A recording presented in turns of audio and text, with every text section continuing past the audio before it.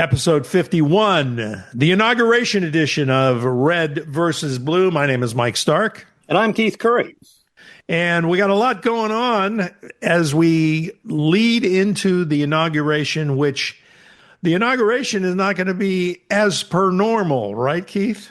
It's not. Back in 1985, the inauguration was moved indoors because Ronald Reagan, for his second term, was at the time the oldest guy to take the oath. They didn't want him out in the cold weather. It's going to be 23 degrees on Monday in Washington, and so they're moving Donald Trump indoors for the same reason. He will take the oath of office in the Capitol Rotunda. It'll be a much smaller crowd. All the thousands of people who worked with their congressional offices to get tickets to stand on the lawn are going to be disappointed. The parade apparently is going to be moved inside the arena where the Washington basketball team plays, and it will be sort of like a rodeo or a parade of people coming by for maybe 12,000 people to see, but not the big crowd that would otherwise line Pennsylvania Avenue. I can only imagine that President Trump is very upset that this is being a downgraded event because he won't have a crowd size now to compare. Can't claim it to be the largest ever. But nonetheless, when it's 23 degrees and you've got 100,000 people in town, it's better that they get out of the cold. I will make an observation, though, Mike, because apparently yesterday, Trump tweeted or emailed or however he communicates anymore, put it on X.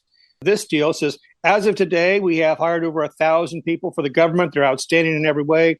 We're going to make America great again. It'll happen very quickly. Now, it would be helpful if you would not send or recommend to us people who worked or are endorsed by Americans for No Prosperity, parentheses, headed by Charles Koch, Dumb as a Rock John Bolton, Bird Brain Nikki Haley, Mike Pence, disloyal warmongers Dick Cheney and his psycho daughter Liz, Mitt Romney, Paul Ryan, General, parentheses, question mark, Mark Milley, James Mattis, or Mark Jesper. He spelled Jesper's name wrong. He spelled it with a Y. Or any of the other people suffering from Trump derangement syndrome, more commonly known as TDS. Thank you for your attention to this matter. So as we can see, he is moving quickly to unify the Republican Party. And unify the country, yes. Yes. It's going to be a beautiful thing. Just asking. It's like watching a slow-moving train wreck. Exactly. Okay, well, he is going to be inaugurated. It's going to happen on Monday, and we'll see what happens then. It's a good reason to keep Red versus Blue going, and we talked about that before we went on the air, and we're going to do it. We don't know how often. It won't be weekly like it used to be. We've been doing it bi-weekly. We're going to do the podcast as needed, right? Absolutely. Okay. Although it's going to be needed for a while now because, we've got appointments coming up and policies are going to get made. And we're going to talk a little bit about that now. But first, let's talk very quickly, because everybody's talking about it, the Biden legacy. I want to get your thoughts on it. Well, I thought he looked sad. He was a tired speech. He went on national television. Unfortunately, he could barely read the teleprompter. He muffled his words several times. Rather than a big challenge for the future, he sort of left a to-do list. He relied on his same old tired rhetoric that he lost on in terms of pay your fair share and let's raise taxes on somebody. You know, people grew tired of Biden because he was in the White House for the better part of 12 years, either as vice president or president. The only other person that sort of applies to was George H.W. Bush, who had been, vice president and then president. And they both are leaving. They both left office or are leaving office with about a 32% approval rating, which is sort of their all-time low. Right. And people just get tired of you. And that's sort of what happened there. I think his legacy can best be summed up by Bernie Sanders, who said Biden was the most progressive president since Roosevelt. And I think Sanders is correct in that. The problem was Democratic voters in the primaries voted for Biden specifically because he wasn't the most progressive. He wasn't Bernie Sanders. He wasn't Elizabeth Warren. Right. But yet, when he got into office, rather than governing from the center like he promised, he governed to protect his progressive base. AOC has nothing but good things to say about him. But that's ultimately the reason why his policies failed and he lost. Here's the problem for Biden. He doesn't have 20 years like Nixon and 45 years like Carter to burnish his post-presidential image. And I'm afraid what's going to happen is in the next few years, he is going to be overtaken by books, events, and investigations into who knew what in terms of his decline in office, his mental acuity to take over, his ability to manage the cabinet, and all of those decisions. And it will not be favorable for him. Well, if you watch the late night comics, they are not letting up on him at all either. So anybody that says that the late night comics don't attack the other side, all I have to do is watch the last week, and especially after that speech the other day, to find out that, they take shots at everybody. So, and I think They do. I think the Democratic Party in general has some bad feelings about the whole thing too. But he will go away, and he will hopefully have a happy retirement.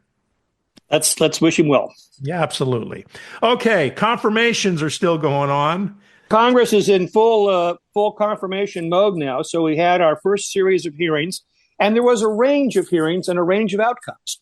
The marquee hearing of the week was Pete Hegseth to be Secretary of Defense.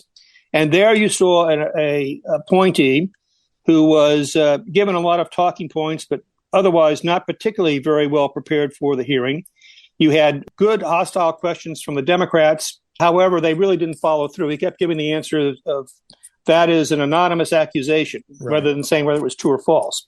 And a good questioner would have been able to say, well, that answer could mean either it's false, or it could mean that you don't want to answer it because you're under oath, which isn't. But they never really drilled down to get to that. Tim Kaine probably did the best job on it, but didn't get very far. So Hegseth is generally deemed to have survived that hearing. We'll see if he gets the votes on the floor, but his stock, I suppose, is up. Moving down the spectrum, Pam Bondi was an example of a nominee who was well prepared, who gave good answers to hostile questions, and basically acquainted herself pretty well. Marco Rubio, moving further down the spectrum, was a love fest. Everybody respects Rubio. They asked him easy questions. He gave good answers. He was in the mainstream. He will be probably the first one confirmed. And then you had the Treasury Secretary, Scott Bessent, where you had Democrats asking foolish questions, and he was giving smart answers and made the committee look pretty foolish. Every time I question whether I'm going to remain as a Republican, I listen to Democrats on the Finance Committee in either the House or the Senate ask financial questions, and I am right back into the arms of Abraham Lincoln and the Republicans. He did very well, and once again, they're just repeating. They haven't learned from the election. They're repeating the same old class warfare, anti-oligarch, raise taxes on people rhetoric, and that's just not working. And it didn't work against Bissett. So I think he'll have an easy confirmation. Tulsi Gabbard hasn't gotten her paperwork in yet, so we haven't had a hearing for her, and Kash Patel as well. So those are yet to come, and I think they're probably on the bubble along with RFK Jr. Right.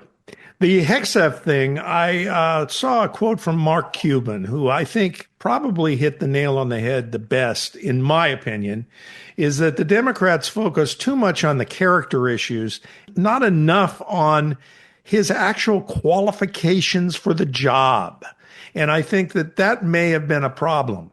It was a problem. If you asked him about a specific question that required actual knowledge of how the Defense Department works, he would have, I think, been unable to answer it, other than maybe some of the typical rhetoric he does on his TV show. And I think that was a failure on the part of the committee in doing the questions. Yeah. Now, I will tell you, we've had an interesting development, and this is relevant to the Gabbard confirmation, and that is that Mike Johnson, who has the ability to do so, has replaced Mike Turner as the chairman of the Intelligence Committee. Turner was a normie Republican. He was very pro-Ukraine, and replaced him with Rick Crawford from Arkansas, who is much more skeptical on Ukraine and is much more MAGA guy. Turner describes it as Johnson telling him that he had issues in Mar-a-Lago. So it's Trump, I think, trying to sit the table to make it easier for Gabbard to be confirmed. I think it will be ultimately come out that Turner was not impressed with the Gabbard nomination and was probably not inclined to support it. Right. And this is his effort, I think, to salvage that nomination, which is highly unfortunate for the country. Two other things I think that are important in terms of appointments, and that is that in the Senate, it looks like John Husted, the lieutenant governor, is going to be nominated by Governor DeWine. And in Florida, Ashley Mandy, who is the attorney general, is going to be nominated by DeSantis. Those are both mainstream normie Republicans, not known necessarily to be MAGAs. Ramaswamy was put up by the Trump people for Ohio, and Laura Trump was put up in Florida. Neither one of those nominations got anywhere. And so I think for the good of the country, we've got governors who have put, normie Republicans into those positions. Right. Okay, we will see how those go, and the next show we'll have everything tied up or close to tied up by the next time we talk. The TikTok issue. What's going on there?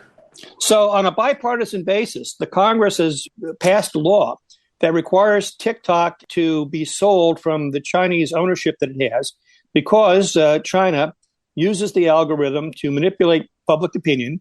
And they also collect a huge amount of personal data on people that can be used for blackmail, that can be used for extortion, that can be used for a variety of things down the line in the hands of an enemy.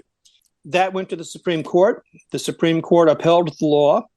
And under the terms of the law, TikTok is supposed to either divest itself of Chinese ownership by January 19th, which is Sunday, or be shut down. And the law applies not so much to ByteDance and TikTok, but to the app stores like Apple and others who carry it.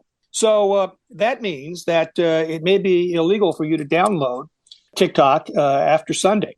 Donald Trump, who had originally supported the bill, later flipped and opposed it. It's interesting to note that the CEO of ByteDance is one of the $1 million contributors for the inaugural. Trump had a conversation apparently last night with Xi Jinping about this matter because the Chinese communists don't want to let this go and they don't want to release the algorithm.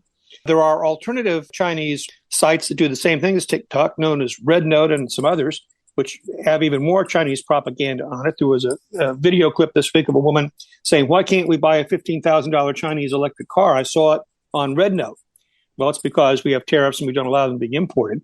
But China actually is the largest manufacturer of electric cars in the world. We just don't sell them here. But you see how Chinese propaganda and Chinese influence can come to bay. Sure. You know, they don't need nuclear weapons anymore. They can take down America with a bunch of 20-year-old influencers and a guy with a cigarette lighter and a gas can on a windy day. Yeah. And that's the heart of it. As you and I talked about before we went on the air, you and I are out of the demo that uses TikTok. I've got it on my phone. I check it out occasionally. I don't understand how to use it. I haven't been able to hone my skills. But I do think that young people are going to rise up if this goes away. I just really do. I think there's evidence of that already, of people saying, hey, you know, don't take away my TikTok. A lot of people apparently make their living as influencers or as marketeers on TikTok.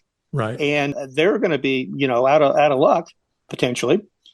But the fact that it's such a Chinese influenced product, there are plenty of people queued up to buy it. Hopefully they think they're going to get it at a fire sale price. That remains to be seen. Right.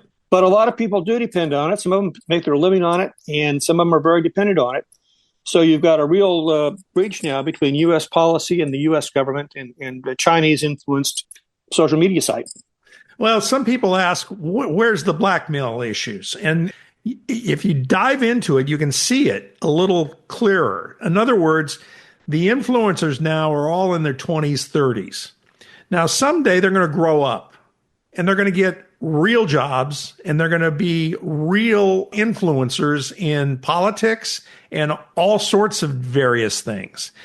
It's at that point where the blackmail could come to haunt them, right? Absolutely. I mean, think what Pete Hegseth's browsing history might be on TikTok. That's right. Probably in some Chinese security office right now. I mean, that's precisely what can happen. Whether you're in business or whether you're in government, somebody can come to you and give you a phone and show you some of your tweets because social media is forever. Yes. And people in these confirmation hearings now are learning that. Yeah, exactly. Well, we'll see where that goes. The California fires have been turned political. I don't believe it's a political issue, but they've turned political. Your thoughts on what's going on there? Well, it's obviously a tremendous tragedy for California, for the people up there. Here in Newport Beach, 50 new students have enrolled in the schools. Wow. One of my colleagues who served on the city council, 2 of his sons have been displaced. He has 17 people living in his house right now. 3 or 4 other people I know have people. One mother-in-law was evacuated from an assisted living house, is now back in Newport. All of our hotels are full, and that's the case throughout Southern California because of the displaced people. The real estate market's going crazy. Now, some people in Washington, most notably Speaker Johnson and Byron Donalds, want conditions on aid for California. Now, it's not unreasonable to say that if we're going to rebuild an area, we rebuild it in a way that's resilient. And this first came up in the Mississippi River Valley, where we had flooding in Iowa and Illinois during a high watermark situation. And people said, well, let's not rebuild the city next to the river. Let's build it up on a bluff. Those are not unreasonable conditions. Right. But I think people are trying to get to other political issues by doing this. And let me just say this.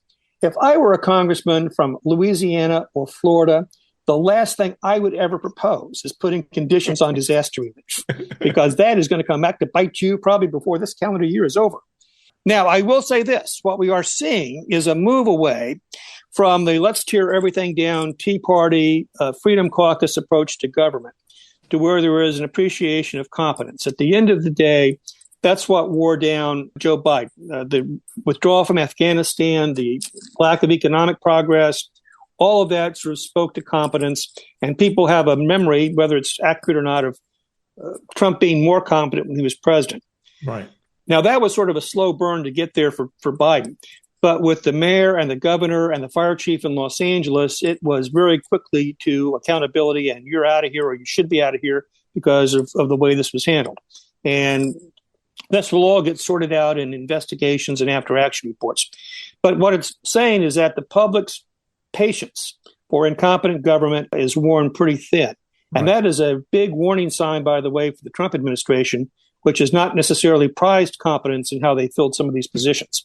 So just as everybody today is looking at this and saying, well, Trump is on the ascendancy, he could, as fast as an ember blows through Pacific Palisades, be on the wrong side of that issue next week. Okay, that's going to wrap it up. But you had a loss in your political family, and I wanted to give you an opportunity to talk about this gentleman. Well, one of my great political mentors was Stu Spencer, who was President Reagan's campaign manager, who was responsible for me being able to go to Washington. I was in Washington on my honeymoon, and Stu had set up interviews with the guy, Frank Cannon, who had worked for Rockefeller and was Senate Leader Howard Baker's chief staffer. Dick Cheney was one of them, a woman at Commerce, and a guy at Transportation. I ended up getting the transportation job, and it changed and transformed my life. He was one of the smartest guys in politics, one of the very earliest political consultant practitioners. He worked for Rockefeller, Ford, Reagan. He got Reagan elected governor and was one of Ron and Nancy Reagan's most intimate political advisors. He was a great mentor to me. I worked with him on the Hugh Flournoy campaign the first time in 1974 for governor. Just a great man. 97 years old, would have been 98 next month, and a great Republican. The Republican Party will be blessed without him. Yeah. Very nice tribute, Keith. Let's look ahead. We got anything we need to look at in the future? We expect there will be a plethora of executive orders. Shock and awe is how they've been described by the president on day one. Stay tuned. There's a lot going on in the next 72 hours. Absolutely. And we're going to hang out. Like I said, like us on Facebook. Leave us a nice comment on iTunes if you can do that. And we will be back soon with another edition of Red versus Blue. Bye, everybody. Thanks.